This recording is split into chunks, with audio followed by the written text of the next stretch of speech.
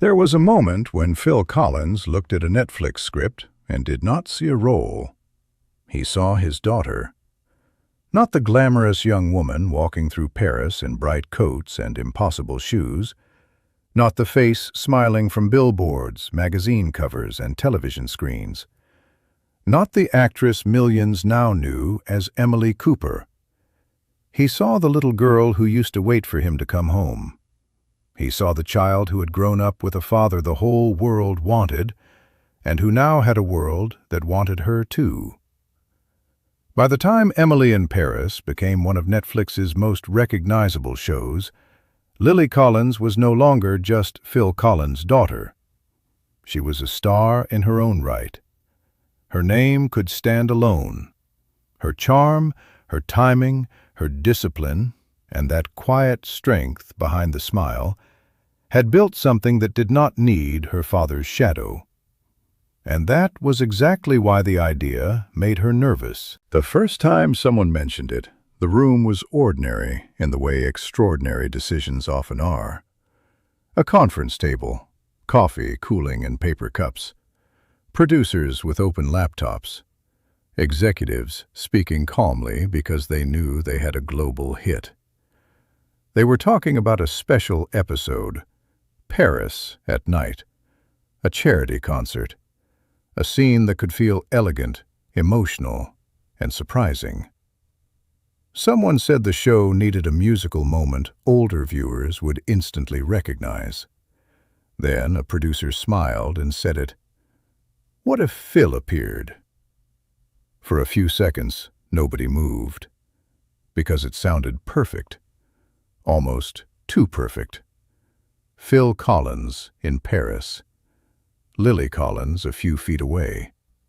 A father and daughter, 2 generations of fame, sharing one frame.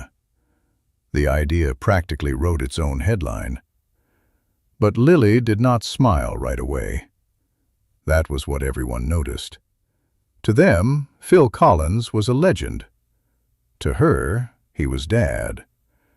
And there is a difference the entertainment business often forgets. The world had his songs. The world had Genesis. The world had the drum fill from In the Air Tonight, the stadium lights, the interviews, the awards, and the comeback stories. The world had the version of Phil that made strangers feel they knew him. But Lily had the spaces in between. The long-distance calls, the missed dinners, the childhood ache of seeing strangers love your father loudly, while you are still trying to understand him quietly. She had learned, as many children of famous parents do, that applause can enter a house even when nobody invited it. So when the room spoke of Phil as a moment, Lily heard something else. She heard risk. Not for the show, for him, for them. Because sometimes fame does not bring a family together. Sometimes it turns a family into another stage. And Lily did not want her father used as a nostalgic surprise. Not after everything he had given. Not after the years when his music filled other homes, while his own family carried silences no audience could hear. So she finally spoke, quietly, carefully. If we ask him, she said, it can't be because he is Phil Collins. The room changed. She looked around the table, not angry, not defensive, just steady in the way daughters become when they are protecting something sacred. It has to be because he is my father. That sentence became the center of the whole story. The world knows the song, but only the family knows the silence after it. At first, nobody replied. Then the mood shifted. The idea stopped being a stunt. It stopped being a clip. It stopped being a clever piece of casting.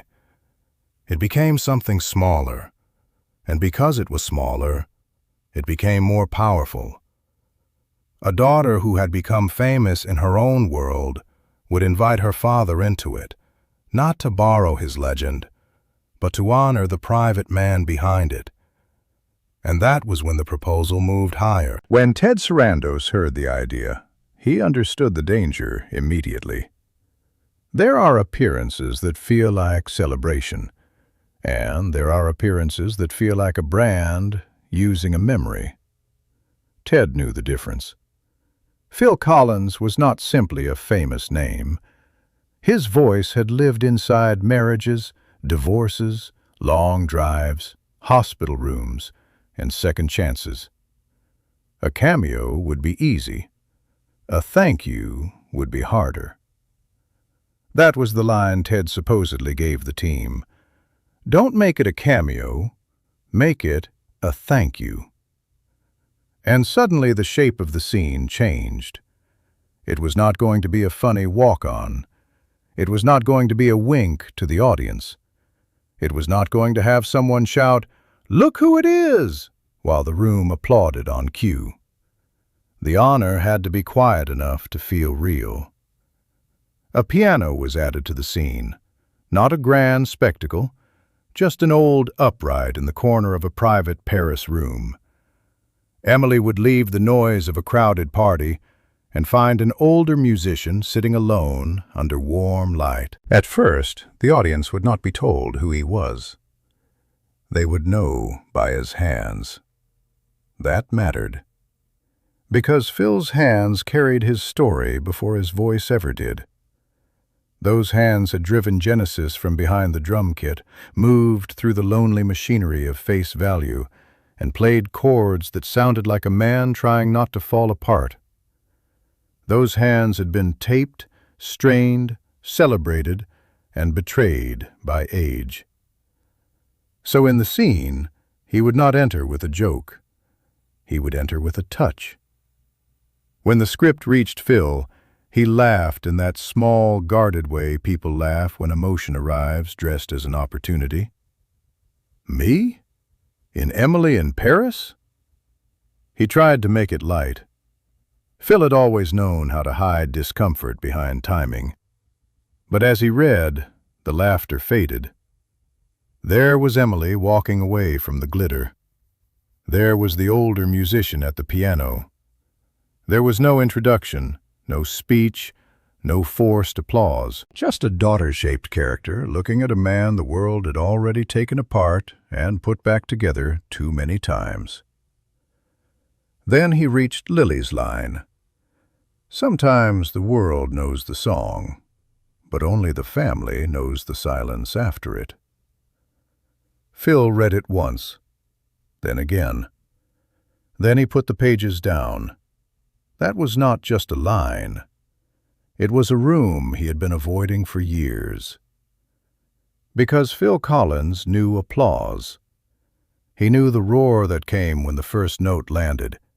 He knew the strange power of a stadium singing words back to you as if they belonged to everybody.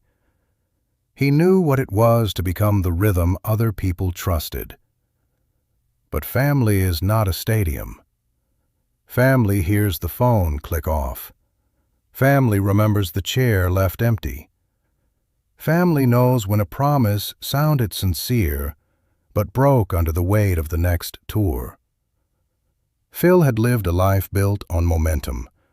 Genesis needed him after Peter Gabriel left. The microphone did not just change his position on stage.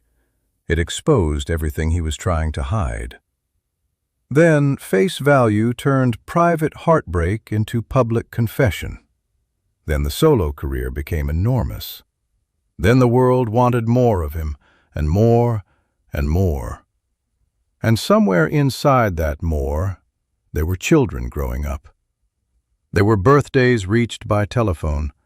There were good nights spoken across oceans. There were ordinary afternoons no platinum record could bring back. This was the part of fame no one puts in the poster. The camera can catch the bow. It cannot catch the child waiting after the bow. That is why Lily's request unsettled him. She was not asking him to perform as the Phil Collins everyone remembered. She was asking him to appear as the father she had spent her life trying to know beyond the noise. On the day he arrived on set, Phil did not walk in like a legend. He walked in like a nervous parent. He looked around at the lights, the cables, the racks of clothes, the controlled little storm that surrounds a television set. He had spent decades in studios and arenas, but this was Lily's world, and she belonged there. That was the first thing that struck him. She was not visiting fame. She was carrying it. Calmly, professionally. People turned to her.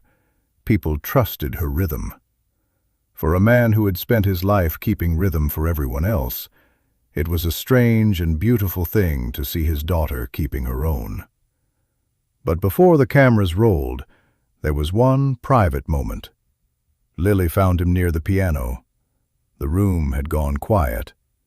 He studied the keys as if the instrument might still ask something of him. "Are you all right?" she asked. Phil nodded, then shook his head a little. "I don't know what I'm supposed to be here," he said. Lily smiled, but her eyes softened. "You don't have to be Phil Collins," she told him. Then she touched the script in his hand. "Just be Dad." That was when the scene became dangerous. Because acting can protect a person. Jokes can protect a person. Fame can protect a person. But being a father in front of your grown daughter leaves almost nowhere to hide. When they finally filmed it, the set became unusually still. The party scene waited in the background, all soft movement and blurred elegance. Paris glowed beyond the windows like a city pretending not to listen. But the real scene belonged to the corner, where Phil Collins sat at the old piano, hands resting above the keys. He looked older than the man in the old videos. Time had touched his face. Drumming, touring, injuries, and years of giving himself away had left their marks. But something remained unmistakable. The eyes, the concentration, the quiet sadness behind the humor. Then he played. Not in the air tonight, not against all odds, not a famous melody that would pull the audience out of the story and into memory. Just a few soft chords. Lonely. Familiar. The kind of music a man might play when nobody has asked him to entertain them. Lily stepped into the light. For a second, Emily disappeared. The actress, the daughter, and the character all seemed to meet in the same breath. She said the line. Sometimes the world knows the song, but only the family knows the silence after it. The director did not call cut. No one moved. Phil looked at her, and the pause that followed did not feel scripted. It felt like years passing quietly between two people who had loved each other through complicated weather.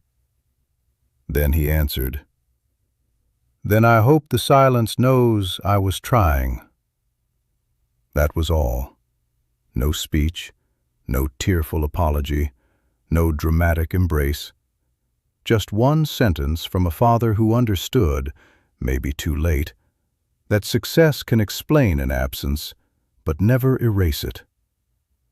The room stayed quiet after the take, not because people did not know what to say, because they did. They had just watched something rare. They had watched a famous man set down the armor of being famous. They had watched Lily Collins, a Netflix star in her own right, open a door for her father without stepping back into his shadow. That was the honor. Not the cameo, not the headline, not the cleverness of having Phil Collins appear in Emily in Paris. The honor was that, for one brief scene, the world would see him as Lily saw him. Talented, wounded, funny, imperfect, sometimes absent, sometimes trying, and still loved. That is a more difficult portrait than legend. Legends are easy. They live in old footage, forever young, forever walking toward applause. Fathers are harder. They age. They miss things. They carry regrets no crowd can fix. But fathers are human, and Phil Collins has always been most moving when the human being breaks through the performer. That is why his songs lasted. Not because they were perfect, because they sounded like someone trying to survive private weather. The best of Phil Collins was the crack underneath, the feeling that behind the smile was a man carrying more than he said. Lily understood that. Maybe every child of a famous parent understands it eventually. The world keeps the songs. The family keeps the cost. And in this imagined Paris room, those two truths finally sat beside each other. The old musician at the piano, the daughter in the doorway, the applause outside, the silence between them. Years earlier, Phil had gone from drummer to frontman because Genesis needed a voice. Later, he turned heartbreak into face value because pain needed a voice. But this scene asked something different of him. It did not ask him to sing for the crowd. It asked him to listen to the child who had grown up while the crowd was still shouting. That may be the most honest tribute anyone could give him. Because fame gives you the whole world, but it can still leave you trying to get back to one room. For Phil Collins, maybe that room was not a backstage dressing room, or a studio, or a stage under white lights. Maybe it was wherever Lily could look at him and see not the legend, not the headline, not the music history, but the father who was still trying to find the right note. The world knew the song, but Lily knew the silence after it. And for one quiet moment, the silence finally answered back. If stories like this remind you why this music still matters, subscribe for more untold stories from the legends who gave everything to the music.